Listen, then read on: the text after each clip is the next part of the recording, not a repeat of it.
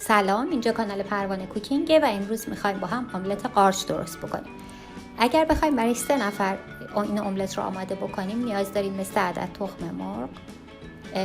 تخم مرغ ها رو بذارید به دمای محیط برسه. 5 تا قارچ متوسط میخوایم، یه دونه پیاز تقریبا کوچیک و 1/3 از یه فلفل دلمه‌ای از هر رنگی که دوست داشته باشید میتونید استفاده بکنید. کمی کره یا روغن زیتون و 50 گرم پنیر گودا یا هر پنیر دیگه که دوست داشته باشید.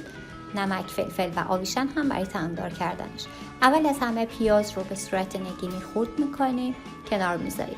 1/3 از یه فلفل دلمه‌ای رو خوردش میکنیم، خیلی ریز. قارچ ها رو هم خیلی ریز خورد میکنیم. اول اون قسمت سفتی که وسطش هست رو خارج میکنیم و بعد کامل ریز خوردشون میکنیم. پنیر رو اول به صورت ورقه‌ای برش میدیم، بعد به صورت رشته‌ای برش میزنیم. اگر دوست داشته باشید میتونید پنیر رنده شده استفاده کنید. تابه رو روی حرارت متوسط میذاریم، کره رو توش میذاریم. اگر از کره استفاده میکنید باید دائم اون رو حرکت بدیم، چون ممکن هست که کره یه کمی دیرتر ذوب بشه، یه قسمتاش بسوزه، پس دقت بکنید. کره خیلی زود میسوزه. پیاز رو به کره اضافه میکنیم و تفتش میدیم. نمیخوایم اینجا پیاز داغ درست بکنیم، فقط میخوایم پیاز سبک بشه و بوی خامیش بره. به این مرحله که رسید فلفل دلمه‌ای رو اضافه میکنیم.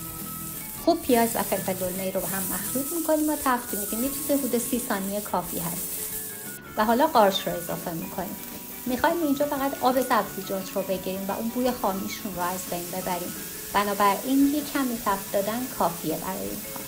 نمک و فلفل آویشن میزنیم و دوباره خوب هم میزنیم. آب قارچ که گرفته شد و سبزیجات تقریبا تفت خورد و آبش گرفته شد دیگه کافیه. 2 تا روش داریم اینجا برای درست کردن. یا همونطور که توی تابه هست یه قسمتیش رو باز میکنیم برای زرده تخم مرغ که خیلی قشنگ‌تر بشه املتمون، و تخم مرغ رو روی اون میشکنیم، یه کمی نمک فلفل آویشن میزنیم و بعد اون یه ضربه کوچولو به زرده تخم مرغ وقتی که تخم مرغ شروع کرد به پختن و سفت شدن میزنیم. این باعث میشه که زرده تخم مرغ بهتر بپزه. هر چقدر دوست دارید اجازه بدید تا بپزه. املت ما آماده میشه به همین راحتی.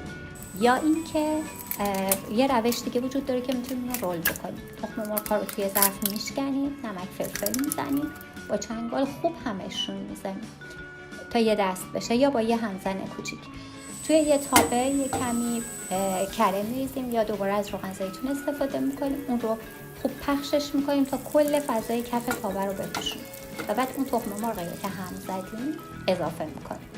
شروع به بستن که میکنه تخم مرغ و شروع میکنه به اینکه سفت بشه، تابه رو خیلی آروم حرکتش میدیم تا این تخم مرغ به صورت یه لایه نازک کف تابه رو بپوشونه.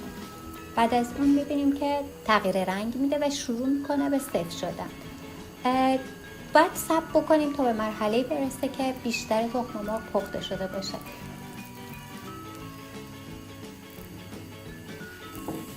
به این مرحله که رسید سبزیجات رو اضافه میکنیم وسطش و به صورت یه رشته باریک وسط قسمت تخم مرغ میریزیم، یه خط باریک. میتونید کلش هم پخش کنید، فقط ممکنه اون وقت رول کردنش براتون سخت بشه. اگه دوست داشته باشید طعم بیشتری بده اینجا میتونید یه کمی نمک و فلفل آویشن دوباره اضافه بکنید. حالا پنیرهای رشته‌ای شده یا رنده شده رو اضافه میکنیم، هر پنیر که دوست دارید. یا حتی اگه دوست داشته باشید میتونید یک کمی جعفری و گشنیز ساتوری هم اضافه کنید، ولی همینها کافی هست. تخم مرغ رو خیلی آروم و با دقت رول میکنید که وقت که این سطح تخم مرغ ما پارگی ایجاد نشه توش و ظاهر خوبی داشته باشه. صبر میکنیم تا سرخ بشه. اینو دائم توی تابه میچرخونیمش به 2 دلیل. یکی این که از گرمای کف تابه کامل استفاده بکنیم برای سرخ کردنش و اینکه کره هایی که اطراف هست نسوزه. چند بار هم پشت روش میکنیم تا طلایی بشه. به این مرحله که رسید تخم مرغ کامل پخته است و میتونید نوش جان بکنید. من الان اینو براتون برش میزنم، بافتش رو و داخلش رو ببینید. اولا اینکه عطر خوبی داره، بوی تخم مرغ نمیده. بعضی ها بوی قارچ رو دوست ندارن، اون رو هم نداره. پنیر داره. خب به هر حال یه غذای کامل و یه وعده غذایی خوب میتونه باشه. میتونه یه صبحانه خیلی خوشمزه باشه و حتی برای بچه‌هایی که قارچ رو خیلی خوب نمیخورن میتونه یه غذای سرشار از پروتئین خیلی خوشمزه باشه. اگر ویدیوهای ما رو دوست دارید میتونید کانال رو سابسکرایب بکنید و ویدیو رو لایک کنید. متشکرم.